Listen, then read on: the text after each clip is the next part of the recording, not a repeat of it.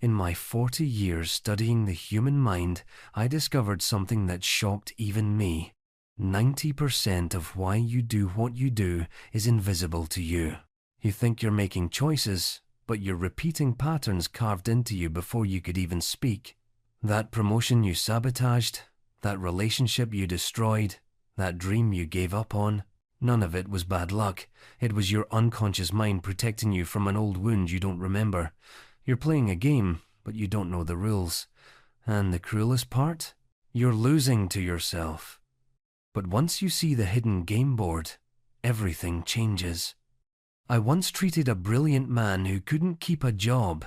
Every time success came close, he'd explode at his boss, burn the bridge, start over. "Why do I do this?" he'd ask me, tears in his eyes. So I asked him about his father. Suddenly, he went quiet. "My father told me I'd never amount to anything," he whispered. And there it was. He wasn't failing. He was staying loyal to that prophecy, proving his father right to keep their bond alive.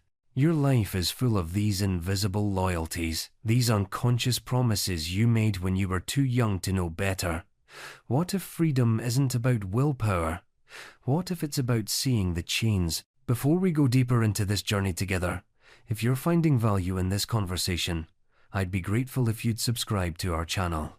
And please, comment below with what city and what time you're watching from. I'm genuinely curious where in the world this message is reaching you. Now, let's begin. You're exhausted, aren't you? Exhausted from trying so hard and still feeling stuck. Exhausted from positive thinking that doesn't work. Exhausted from setting goals you never reach, making promises to yourself you always break. You look around and wonder, why is it so easy for others? And secretly, quietly, you wonder if maybe you're just not meant to win. Let me tell you what's really happening. You're not broken, you're not weak. You're not cursed, you're unconscious. And that changes everything. Most people spend their entire lives fighting symptoms. You try to fix your procrastination, your anxiety, your self-sabotage, your failed relationships, one at a time, like playing whack-a-mole. But symptoms aren't the problem, they're messengers. And until you learn to read the message, the symptoms keep coming back wearing different masks. You've been taught that winning the game of life means more discipline and willpower, positive thinking and affirmations, setting bigger goals, working harder. But I've spent decades in the depths of the human mind, and I can tell you these approaches fail because they ignore the 90% of you that runs the show, your unconscious mind. The world sold you 3 devastating lies. Lie number 1, just think positive and believe in yourself. But here's the reality. Your unconscious doesn't speak the language of conscious thoughts.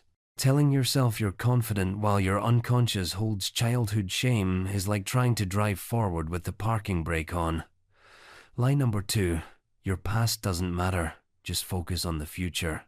But the reality is, the past isn't behind you. It's inside you, repeating itself in every relationship, every job, every decision. You can't transcend what you refuse to see. Lie number 3, success is about discipline and hard work. But I've seen brilliant, disciplined people destroy their own success repeatedly. The unconscious mind can sabotage any amount of conscious effort if it believes success means danger. For 40 years, I've sat with thousands of souls in my consulting room in Vienna. Kings and peasants, artists and businessmen, all suffering from the same essential problem. They were strangers to themselves. What I discovered revolutionized our understanding of the human mind. I'm not going to give you motivational speeches or surface strategies. I'm going to show you how to read the hidden language of your own psyche, why you repeat patterns even when you hate them, how childhood experiences create your adult reality, the way your unconscious uses symptoms to communicate, and how to transform self-sabotage into self-awareness. This isn't about becoming someone new, It's about becoming conscious of who you already are. By the end of our time together, you'll understand why you've been stuck and exactly how to get unstuck, the invisible forces that have been running your life, how to stop fighting yourself and start working with yourself, the specific practices that bring the unconscious into the light, and how meaning, not happiness, is the key to winning life's game. You're here because something in you is ready to wake up. That restlessness you feel, that's not dissatisfaction. That's your unconscious knocking on the door, asking to be seen. Let's answer that knock together. Let me tell you about the night I almost gave up on my life's work. In my early years, I was a neurologist, conventional, following the established paths. But I felt lost, like I was missing something essential. I was treating symptoms but never touching the source. Then one night, I had a dream about a patient named Irma. Her treatment had failed, and in my waking life, I felt defensive about it, justified, convinced it wasn't my fault. But in the dream, everything changed. I saw her suffering in ways I'd refused to see. I saw my own resistance, my own ego, my own fear, all disguised in symbolic images. I woke up in a cold sweat, my heart pounding. And in that moment, I realized the dream was showing me something I refused to see consciously. My own limitations, my own blind spots, my own need to be right instead of helpful. That dream terrified me because it revealed the truth. I wasn't as enlightened as I thought. I had my own unconscious working against me, protecting my ego, hiding my weaknesses. But here's what changed everything. I didn't run from what I saw. I leaned in. I started analyzing my own dreams, my own slips of the tongue, my own strange behaviors. And what I discovered became the key to unlocking every human pattern. Dreams aren't random. They're the royal road to the unconscious. Every night, while your conscious mind sleeps, your unconscious speaks in symbols, in metaphors, in stories that reveal what you can't face during the day. That revelation transformed my life and my work, because I realized if I could decode my own unconscious, I could help others decode theirs. And that's exactly what happened next. One of my patients taught me the cruelest truth about how we sabotage love. He was a young man, wealthy, intelligent, charming. Women fell in love with him easily, but every relationship ended in ruins, and always in the same way. He'd fall desperately in love, completely consumed, calling her the woman of his dreams. Then after a few months, something would shift. He'd become cold, distant, critical. He'd find flaws that didn't exist. He'd push her away with both hands. And when she finally left, broken-hearted, he'd collapse in despair, swearing he didn't know why he did it. The pattern repeated with mechanical precision. 5 relationships, 5 identical endings. When he came to me, he was at the edge of giving up on love entirely. "I'm cursed," he told me. "I destroy everything beautiful." But through our work together, through hours of careful analysis, we discovered something extraordinary. His mother had been affectionate when he was a child, warm and loving. But she had a weapon she used to control him. Whenever he misbehaved, she would suddenly withdraw all affection. No warning, no explanation. One moment she'd be loving. The next moment she'd be cold as ice, refusing to look at him, refusing to speak to him. For a child, this is psychological torture, because a child's survival depends on the parent's love. So he learned a devastating equation. Love equals eventual abandonment. Closeness equals inevitable pain. Intimacy means someone will turn cold without warning. His unconscious developed a solution. A protection strategy. If love always ends in abandonment, then abandon first. Stay in control. Hurt them before they hurt you. That's safety. So every time a woman got close, every time he felt that terrifying vulnerability of real intimacy, his unconscious would activate the defense, push her away, find reasons to leave, sabotage the connection before it could sabotage him. He wasn't choosing this consciously. He genuinely loved these women. But his unconscious was running an old program, protecting him from a danger that no longer existed. His mother's coldness was decades in the past, but his inner child was still bracing for it, still defending against it, still sacrificing his adult happiness to avoid childhood pain. When he finally saw this pattern, when he understood the invisible loyalty he was keeping to that terrified little boy inside him, everything changed. Not overnight, not magically, but gradually he learned to separate past from present, to recognize when his unconscious was protecting him from ghosts.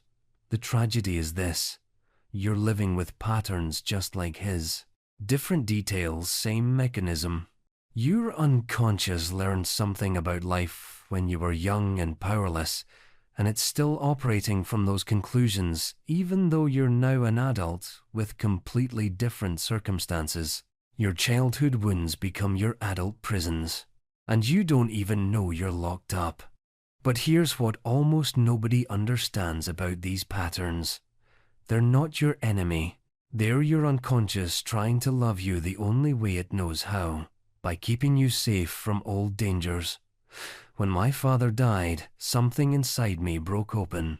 We had a complex relationship, full of contradictions. He was an authority figure, stern and distant. I rebelled against him my entire youth, yet desperately wanted his approval. There was love there, but also resentment, respect, but also anger. The night after his funeral, I had a dream. I found myself as a child again, standing in a train station, and on the wall was a sign that read, "You are requested to close the eyes." I woke up with tears streaming down my face because I understood both meanings immediately. Close his eyes in death, the way we do for the deceased, but also close my eyes to who he really was. Don't look too closely. Keep the illusions. Maintain the simple story of good father, grateful son. But life isn't simple. People aren't simple. Love isn't simple. Here's what flooded through me in that moment. I loved my father, and I resented him. I mourned his death and felt relieved by it. I was grateful for what he gave me and angry about what he withheld. And all of these feelings were true simultaneously. This is what I call ambivalence, the capacity to hold contradictory feelings toward the same person. And it's one of the most important concepts I ever discovered because it gives you permission to be human. You're not supposed to have pure feelings. You're not supposed to love without any resentment or admire without any envy or grieve without any relief. Those impossible standards are what make you feel crazy, what make you judge yourself, what make you repress half of your emotional reality. My father's death taught me that wholeness means accepting the complexity. I could honor him and be angry at him. I could miss him and feel free without him. I could be grateful and still wish things had been different. And when I gave myself permission to feel it all, to close neither eye but to see clearly with both, the guilt lifted, the confusion cleared. I became more whole. This is where the game of life truly begins. Not when we pretend to be pure, but when we accept we're whole. Not when we hide our darkness, but when we integrate it. Not when we become perfect, but when we become conscious. Sometimes the body speaks what the mouth cannot. I learned this with a patient I'll call Anna. She came to me with her right arm completely paralyzed. No medical explanation. The doctors found nothing wrong with her nerves, her muscles, her spine. Yet she couldn't move her arm at all. Through our sessions, a story emerged. Her father had been dying slowly, painfully. She sat by his bedside night after night, watching him suffer. And she felt something she couldn't admit, something so forbidden she couldn't even let herself think it consciously. She wanted to reach out and touch him, to comfort him, to say goodbye. But she also wanted it to end.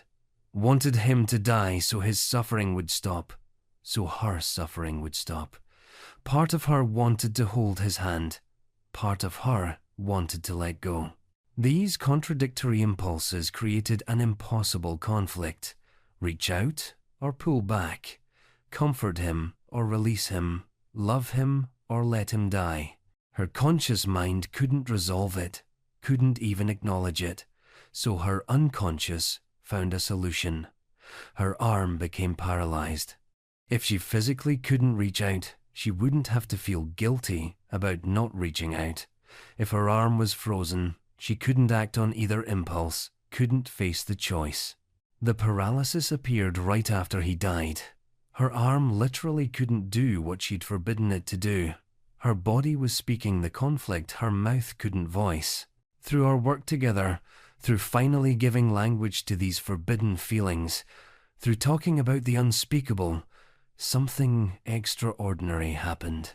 As she spoke the truth, as she admitted the complexity of her feelings, as she forgave herself for being human and not perfect, the paralysis began to lift.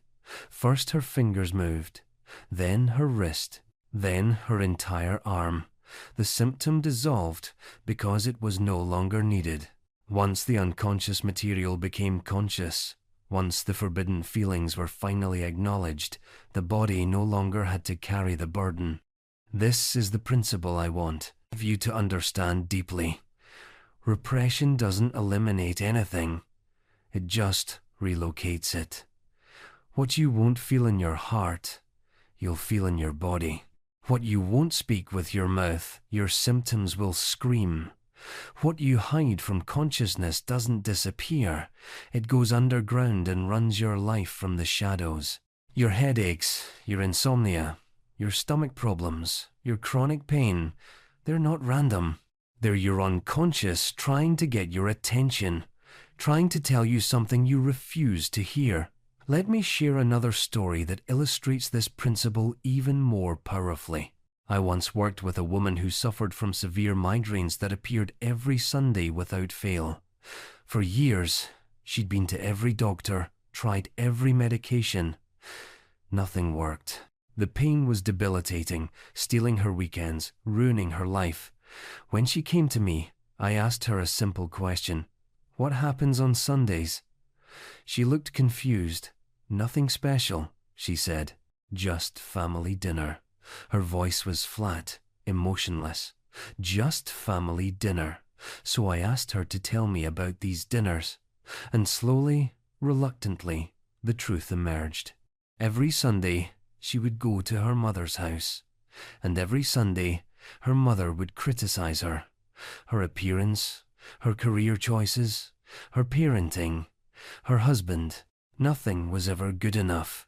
The criticism was relentless, disguised as concern, delivered with a smile. But here's the key. This woman had been taught that good daughters don't get angry at their mothers. Good daughters are grateful.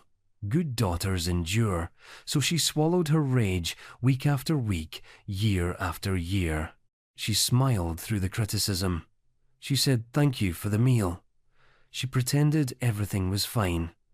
But her unconscious knew the truth, and it spoke through her body. The migraine was her rage, her protest, her refusal, all converted into physical pain because emotional pain was forbidden. Once she saw this connection, once she gave herself permission to feel her anger, to set boundaries, to say no to those dinners, the migraine stopped, not gradually, immediately. Because the symptom had served its purpose. It had finally gotten her attention. Your body is always telling you the truth your mouth won't speak. Are you listening? Now let's talk about what all these stories reveal about how your mind actually works. Because once you understand the mechanism, everything changes. Think of your mind as an iceberg. The conscious mind, everything you're aware of right now, your thoughts, your intentions, your deliberate choices, that's just the tip, maybe 10% of the total. The vast majority, 90%, is underwater, invisible, unconscious. Your unconscious mind contains every forgotten memory from your childhood, every repressed emotion you couldn't handle, every early conclusion you made about how life works, who you are, what's safe, what's dangerous. And all of this material is active, powerful, constantly influencing your behavior without you knowing it. The unconscious operates on its own logic. It's timeless, meaning your 5-year-old self and your 50-year-old self exist simultaneously down there. It's symbolic, speaking in images and metaphors rather than words. It doesn't understand negatives. So if I tell you don't think about a white bear, what appears in your mind? A white bear. And here's the crucial part. Your unconscious communicates with you constantly, through symptoms, through dreams, through slips of the tongue, through repeated patterns. Every time you do something and then wonder, why did I do that? That's your unconscious speaking. Your anxiety isn't random. It's your unconscious trying to tell you something. Your resistance isn't weakness. It's protection. Your symptoms aren't enemies. They're messengers carrying information from the 90% of you that you can't see. Think of your unconscious as a brilliant child who learned wrong lessons and is now trying to protect you using outdated rules. When you were 3 years old and your parents yelled at you, you concluded, "I'm bad. Love is conditional. I have to be perfect to be safe." That conclusion made sense for a powerless child. But now you're an adult carrying childhood logic, sabotaging yourself with protection you no longer need. Let me give you a specific example of how this plays out. I had a patient who was terrified of public speaking, absolutely paralyzed by it. He'd turn down promotions, avoid presentations, limit his entire career because of this fear. We explored his childhood, and he remembered something he'd completely forgotten. When he was 7 years old, he had to give a presentation in school. He was excited, prepared, confident, but when he stood up to speak, he mispronounced a word, and the entire class laughed at him. His teacher didn't protect him. His classmates mocked him, and in that moment, his unconscious made a decision. Speaking in front of people equals humiliation. Visibility equals danger. Better to stay small, stay quiet, stay safe. That 7-year-old conclusion was running his 40-year-old life. His unconscious was still protecting him from that childhood embarrassment, still keeping him small to keep him safe, still sacrificing his adult potential to avoid a pain that happened decades ago. Once he saw this, once he understood that his fear wasn't about public speaking at all, but about that 7-year-old boy still living inside him, everything shifted. He could finally separate past from present. He could comfort that little boy while allowing the adult to step forward. This is what I mean when I say your unconscious is trying to protect you. It's not trying to sabotage you. It's trying to keep you safe. It just doesn't realize you're not 7 years old anymore. The game of life isn't won by fighting your unconscious. It's won by learning to read its messages, by bringing the darkness into light, by making the unconscious conscious. This brings me to one of my most important discoveries: repetition compulsion, the mysterious force that makes you keep losing the same way over and over. Have you noticed how you end up in the same type of relationships? How you hit the same walls in your career? How the same conflicts follow you from job to job, friendship to friendship, city to city? This isn't coincidence. This isn't bad luck. This is repetition compulsion. Here's how it works.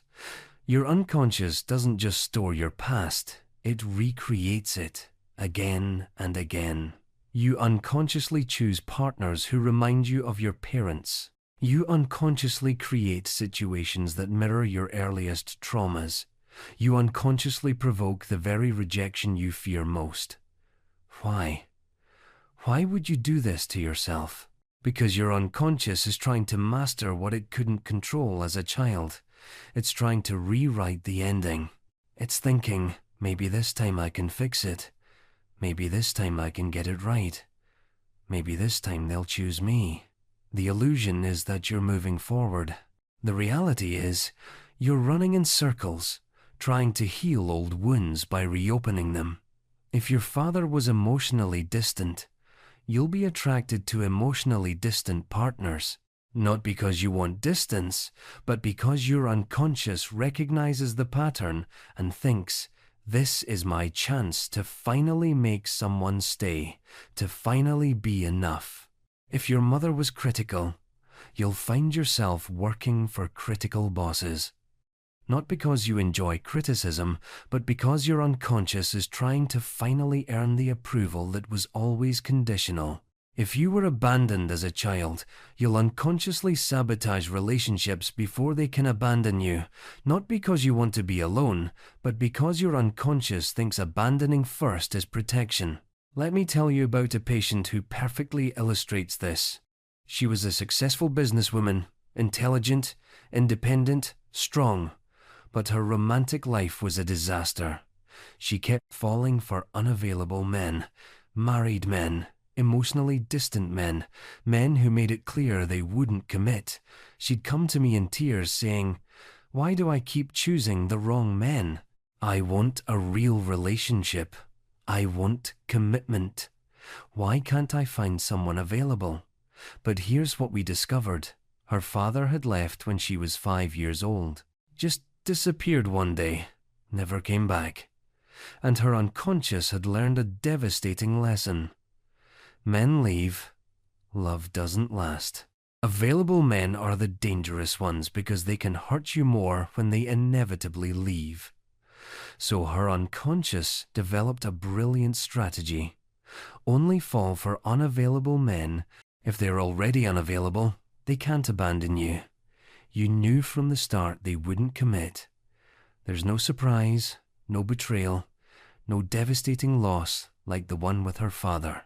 She was choosing unavailable men not despite wanting commitment, but because she wanted commitment so desperately that the possibility of losing it was unbearable. Better to never have it than to have it and lose it. This is the logic of repetition compulsion. It seems crazy from the outside, but it makes perfect sense to the unconscious. You're not sabotaging yourself randomly. You're following a specific strategy designed to protect you from your worst fear. The pattern repeats until you see it, until you make it conscious, until you realize you're not in a new relationship, you're in an old play with new actors. Pattern recognition is the first step to pattern interruption. Once you see what you're doing, you can choose differently. Not easily, not automatically, but consciously. You're not crazy for repeating. You're trying to heal. The way out isn't through more willpower. It's through awareness. Through finally seeing that you're fighting yesterday's war in today's peace. But knowing why you repeat isn't enough. You need to understand the weapons your unconscious uses to keep you stuck. I call them defense mechanisms. They're your psychological armor. When you were a child, you faced emotional experiences too painful to process. Rejection, abandonment, shame, fear, anger that wasn't safe to express. Your young mind couldn't handle these feelings, so it developed defenses, ways to push the pain out of consciousness. These defenses saved you. They let you survive your childhood with your psyche intact. But here's the problem. Your unconscious still uses them, even though you're not a powerless child anymore. And now they're not protection. They're prison walls. Let me show you the most common defenses you're probably using right now without knowing it. Repression. This is when you completely forget something painful. Not choosing to forget, but unconsciously blocking it out. You meet someone who says, "Remember when we talked at that party?" And you have zero memory because what happened at that party made you feel something you couldn't handle. Or you say, "I had a great childhood," when actually there was significant trauma you've completely buried. Repression isn't lying. You genuinely don't remember, but your body remembers. Your patterns remember, Your unconscious remembers and keeps replaying it. I had a patient who insisted her childhood was perfect.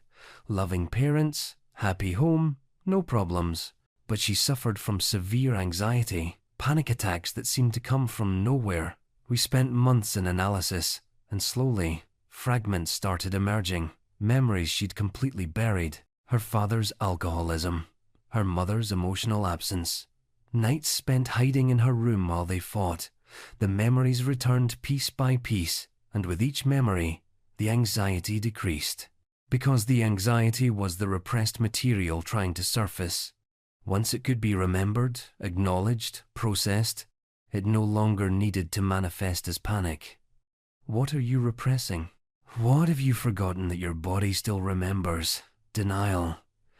This is when you refuse to acknowledge a painful reality that's right in front of you. Your partner is clearly cheating, but you explain away every sign. Your drinking is clearly a problem, but you insist you can stop any time. Your childhood was clearly abusive, but you minimize it as strict parenting.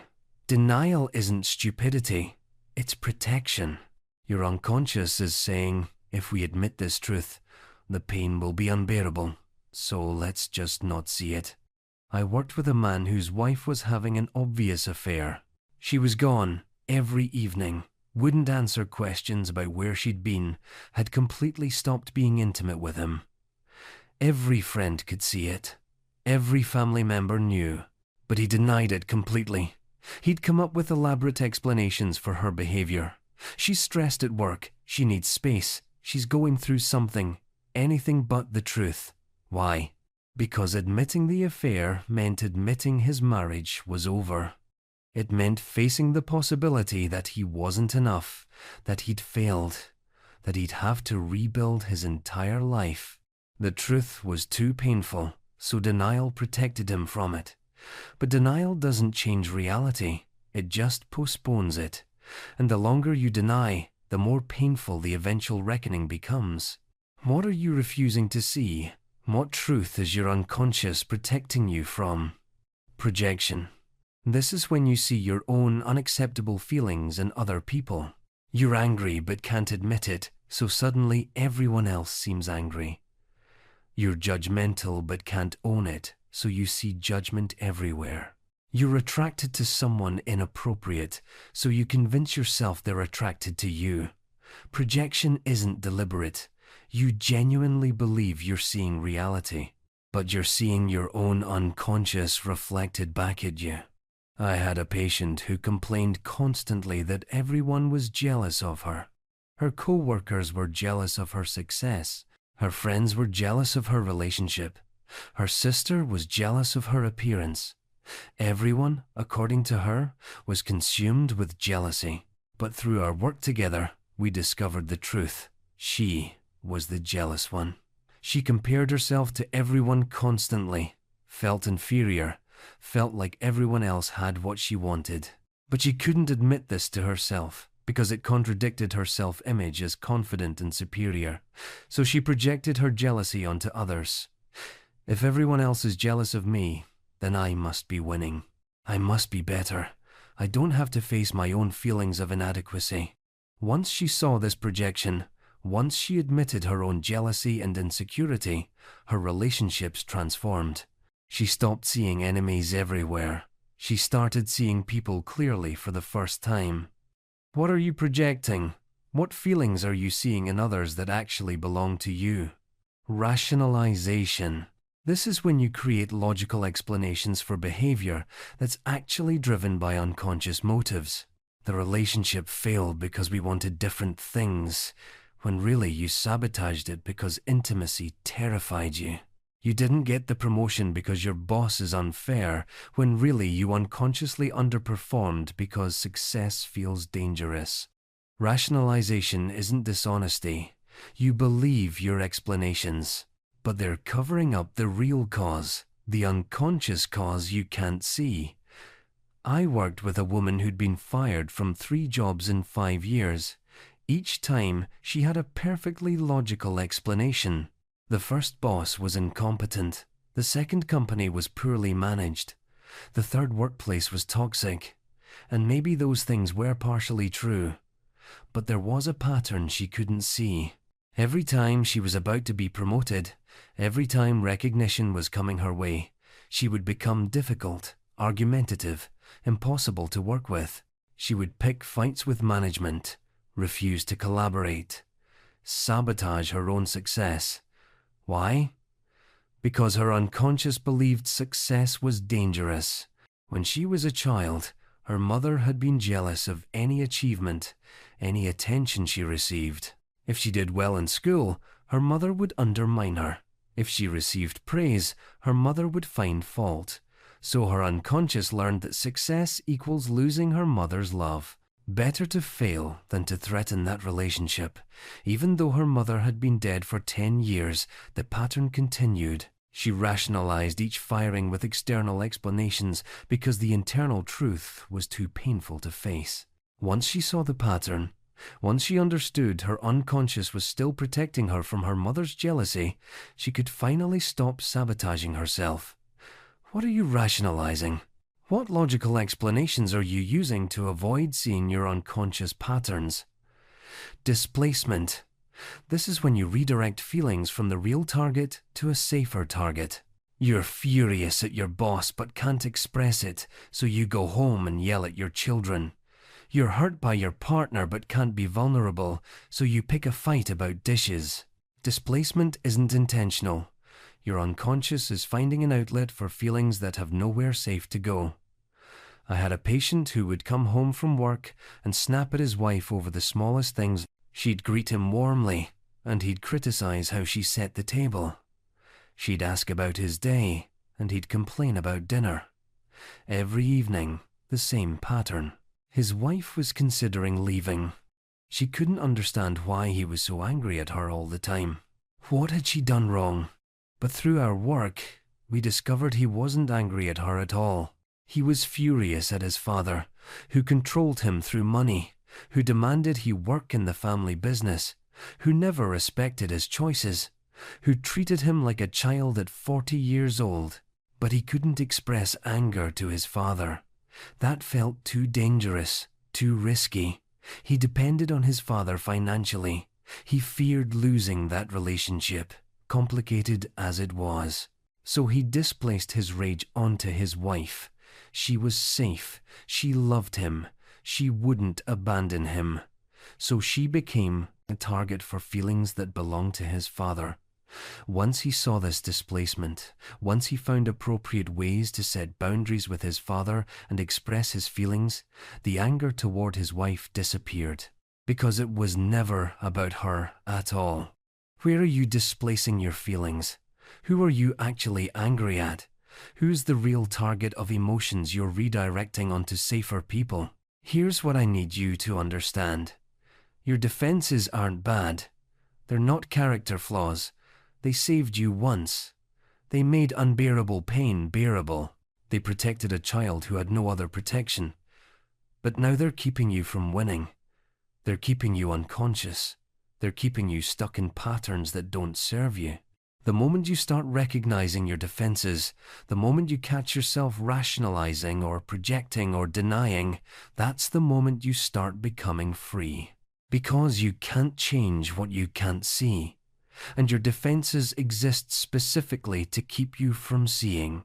Let me tell you about one of the most important transitions you need to make to win the game of life. It's the shift from the pleasure principle to the reality principle. We're all born operating purely on the pleasure principle. As infants, we want what we want when we want it. We cry for food, for comfort, for attention, and we want it immediately.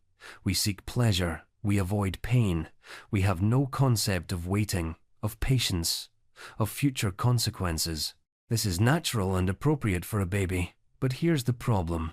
Most people never fully grow out of this. They're adults on the outside, but still running on the pleasure principle on the inside. You see it everywhere. The person who scrolls social media instead of working on their dream because scrolling feels good right now.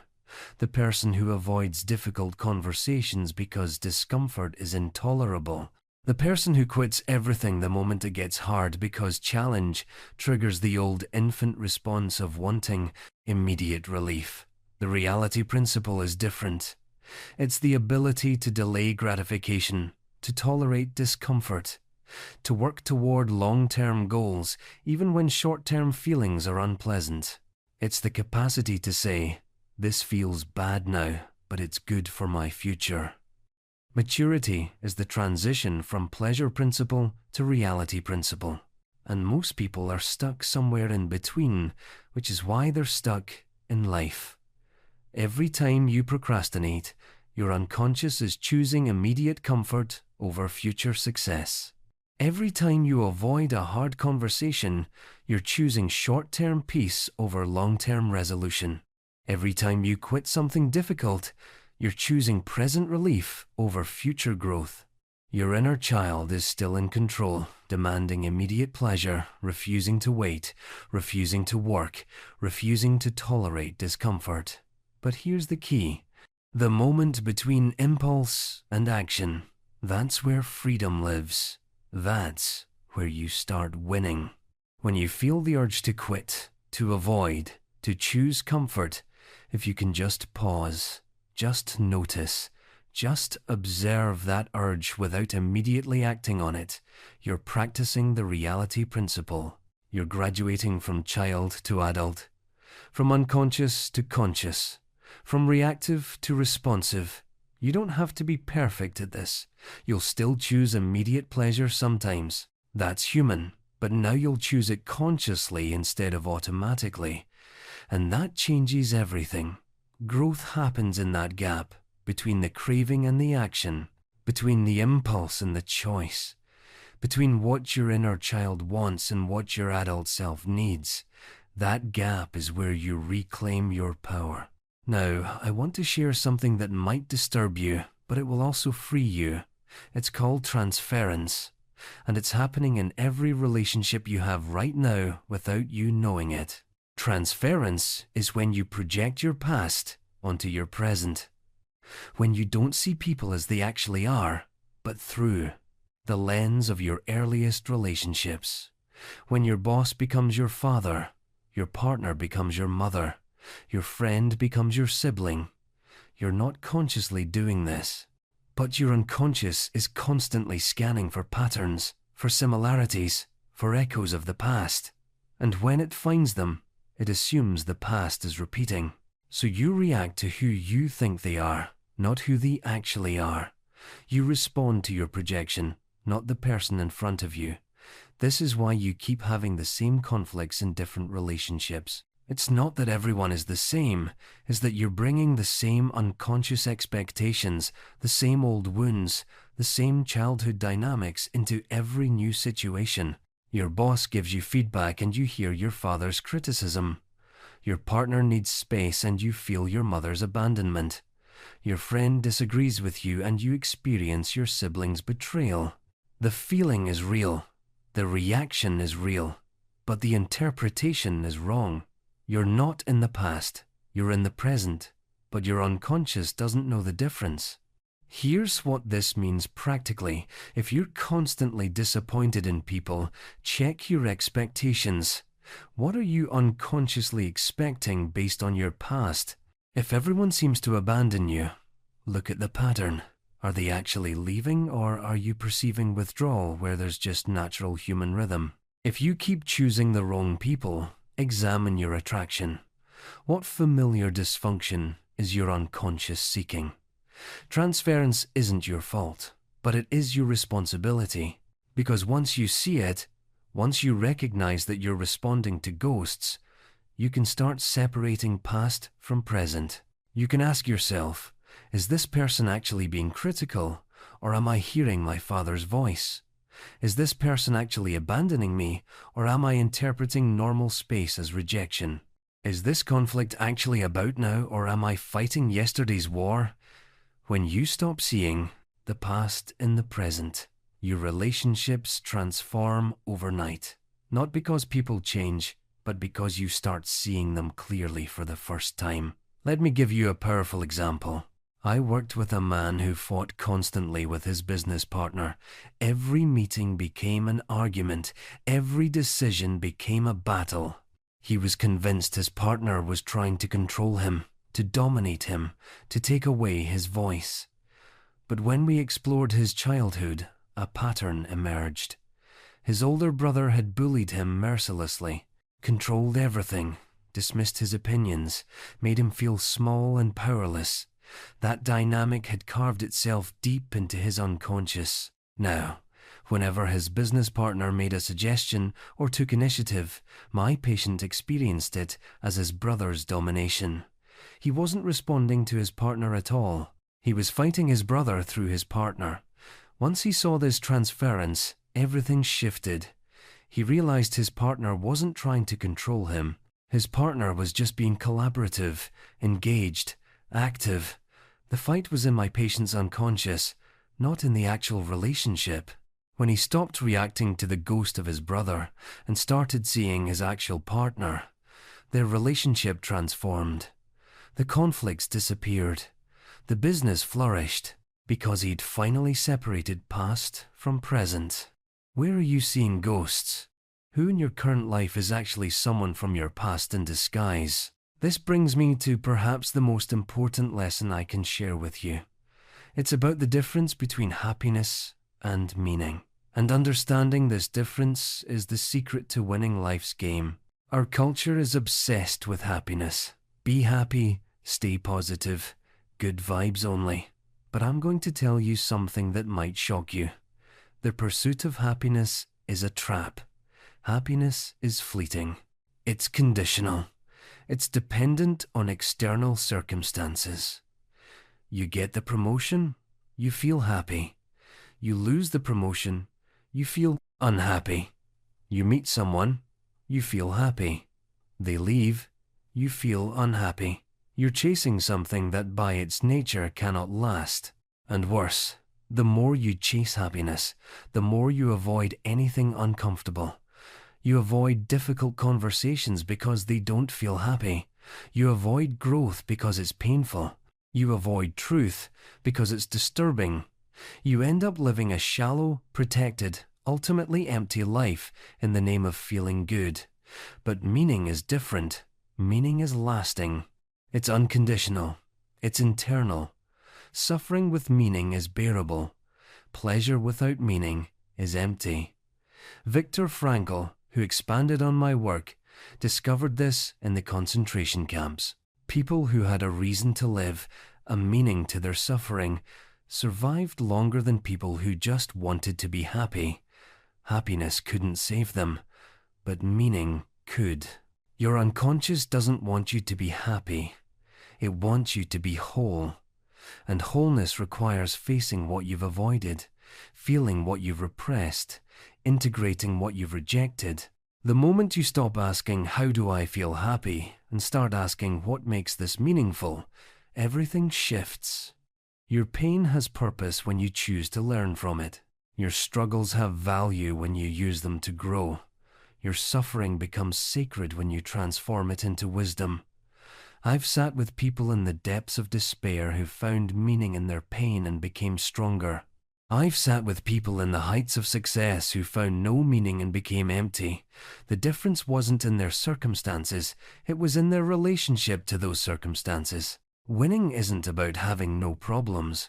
It's about having problems worth solving. It's not about feeling good all the time. It's about living a life that means something even when it feels hard. God didn't send you here to be comfortable. God sent you here to be conscious. And consciousness, not happiness, is the ultimate victory. Think about the moments in your life when you felt most alive. Were they the easiest moments? The most comfortable moments? Or were they the moments when you faced something difficult, pushed through something hard, overcame something that scared you? Meaning comes from challenge, from struggle, from facing what you'd rather avoid, from becoming more than you were. Your unconscious knows this. That's why it creates symptoms, patterns, obstacles. Not to punish you, but to wake you up, to force you to become conscious, to push you toward the meaning that comfort would never reveal. So now let me give you the specific practices that will bring all of this wisdom into your daily life. These aren't complicated, they're not time-consuming, but they're powerful. They work because they interrupt the unconscious patterns and bring them into the light. First, practice. The daily unconscious check-in. Every morning, before you start your day, before you check your phone, before you do anything else, ask yourself 3 simple questions. What am I avoiding today? What pattern showed up yesterday? What feeling am I trying not to feel? Just 3 questions. Write 1 sentence for each answer. That's it. No long journal entry required. Just honest attention. Why does this work? Because it brings unconscious material into consciousness. It interrupts automatic patterns. It creates space between impulse and action. Most people live their entire lives on autopilot, never noticing they're repeating the same day, the same reactions, the same avoidance. This practice wakes you up. You'll start noticing your self-sabotage the moment it starts, instead of 3 months later when you're wondering why everything fell apart again. Let me tell you what happened with one of my patients who used this practice. He was a writer who struggled with procrastination. Every day he'd plan to write, and every day he'd find reasons not to. Clean the house, run errands, anything but write. He started doing the morning check-in, and first day he asked himself, what am I avoiding today? The answer came immediately, writing.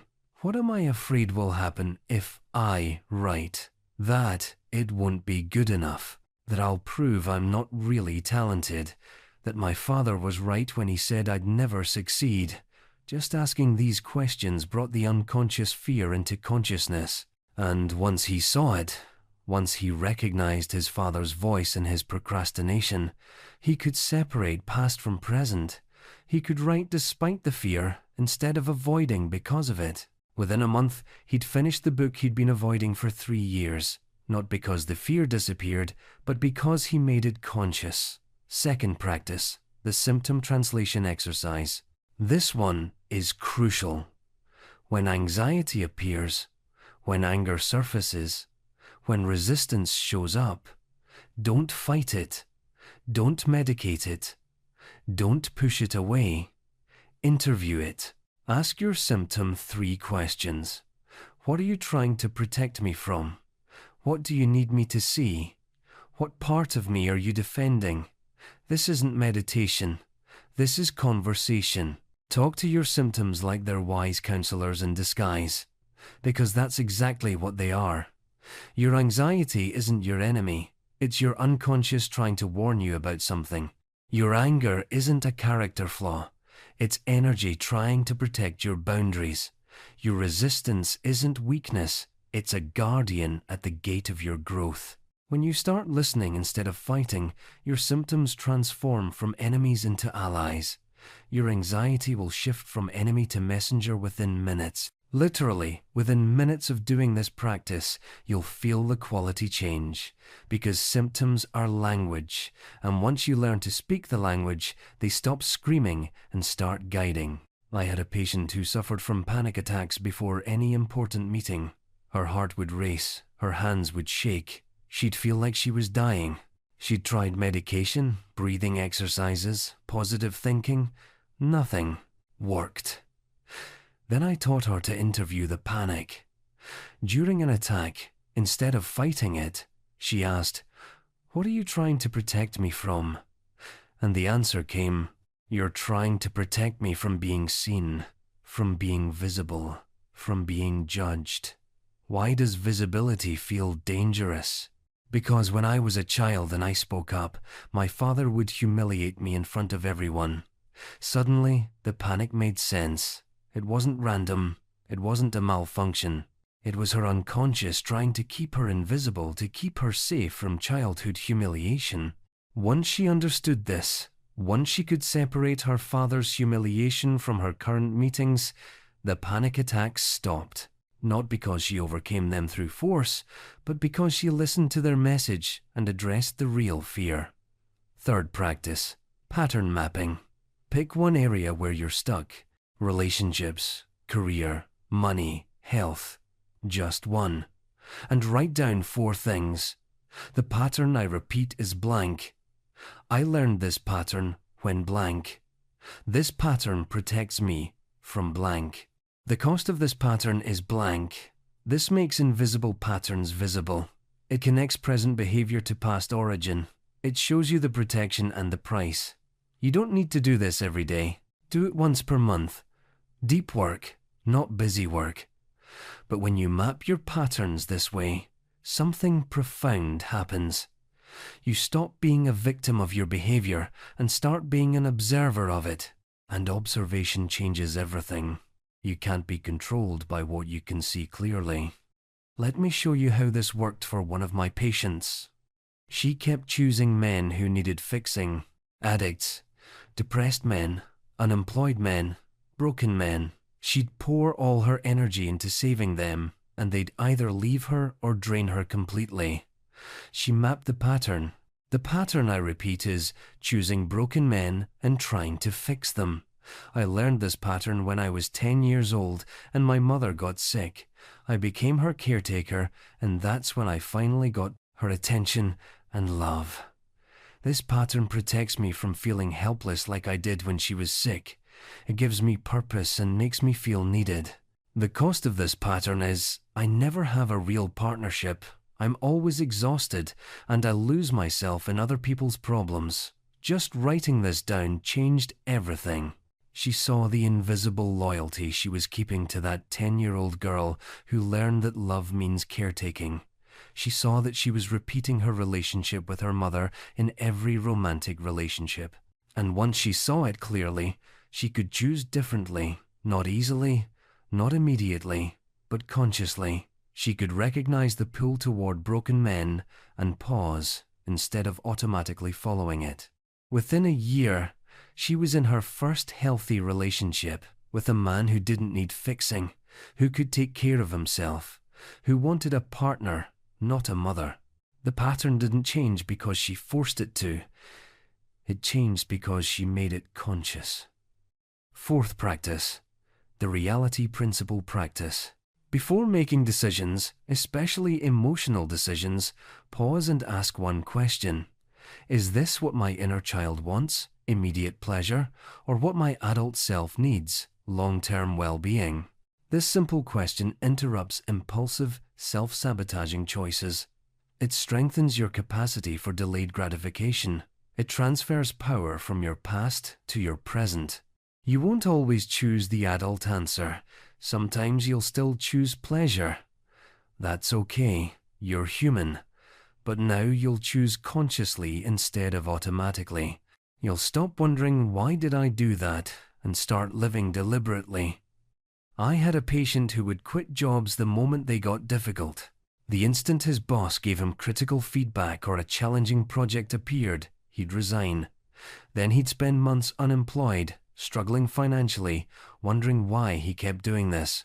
I taught him the reality principle practice.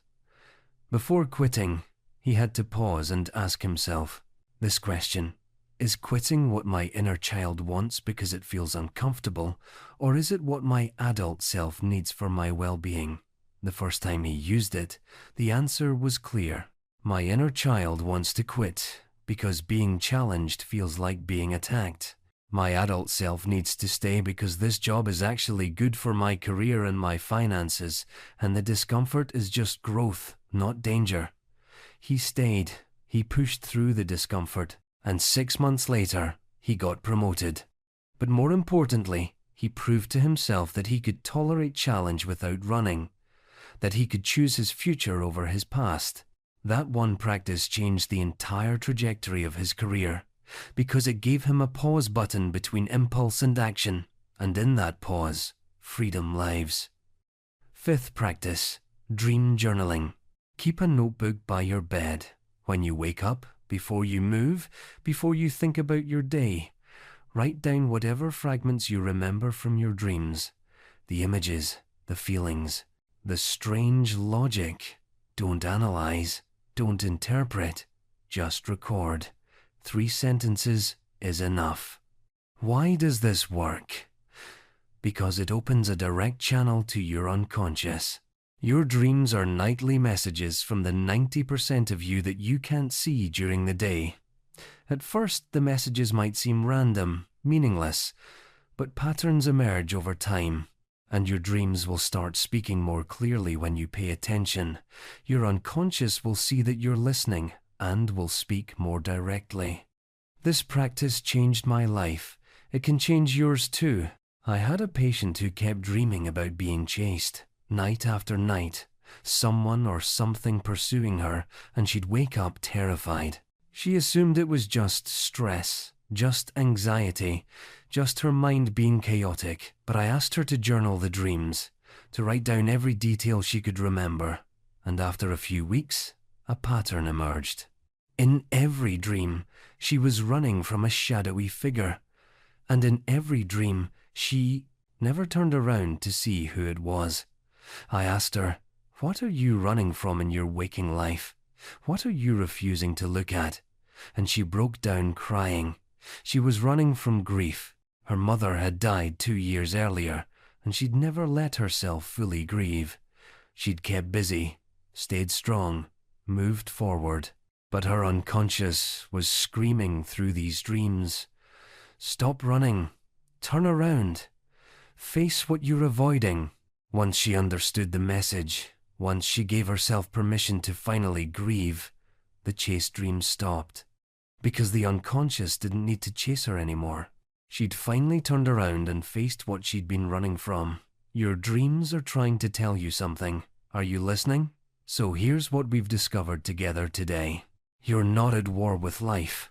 You're at war with yourself. With the 90% you can't see, the unconscious mind running old programming, replaying old wounds, protecting you from dangers that no longer exist.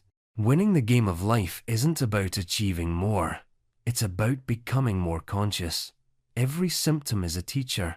Every pattern is a map. Every resistance is a guardian at the gate of your healing. God didn't send you here to be perfect. God sent you here to be whole. And wholeness means seeing your darkness, accepting your contradictions, integrating what you've repressed. The man who sabotaged every job learned to see his invisible loyalty to his father's prophecy. The woman with the paralyzed arm learned that her body was speaking what her mouth couldn't say. My patient who destroyed every relationship learned that his unconscious was protecting him from his mother's coldness.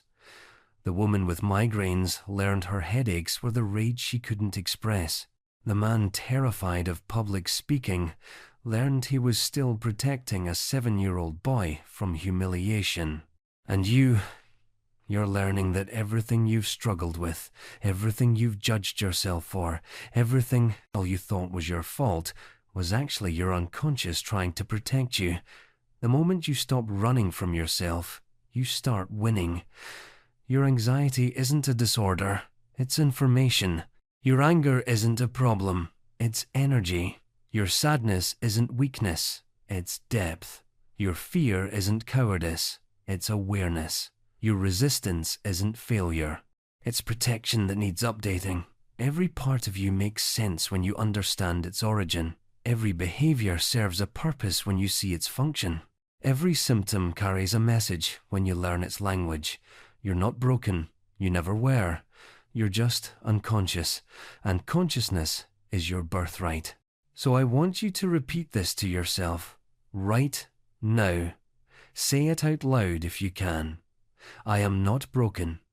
I am unconscious, and consciousness is my birthright. Today, I choose to see what I've been hiding.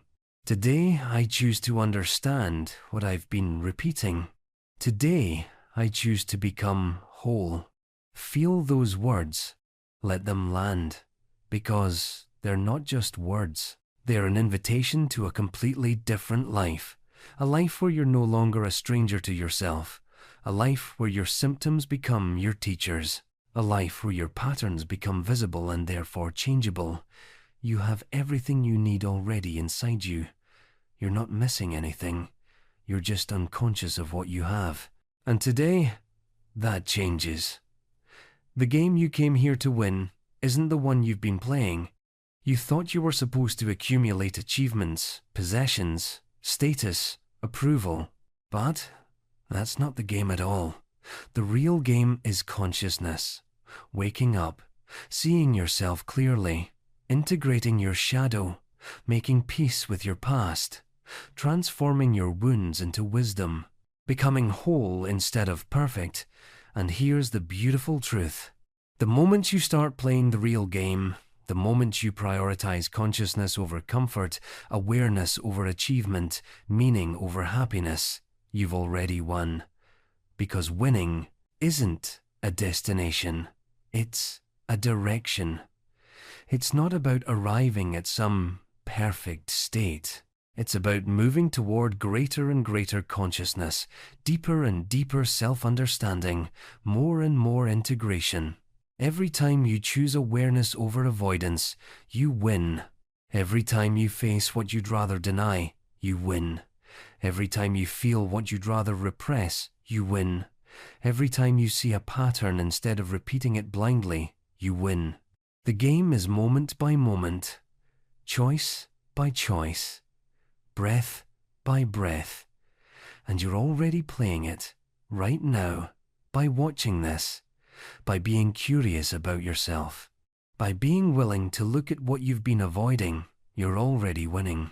If this message resonated with something deep inside you, if you felt seen, understood, or challenged in the right way, please subscribe to this channel for more of these conversations. Hit the like button to support this work reaching others who need it. And most importantly, drop a comment sharing your own experience. What pattern are you finally ready to see? What part of yourself are you ready to meet? I genuinely want to hear from you. Remember, the unconscious made conscious is the game you came here to win. Until we meet again,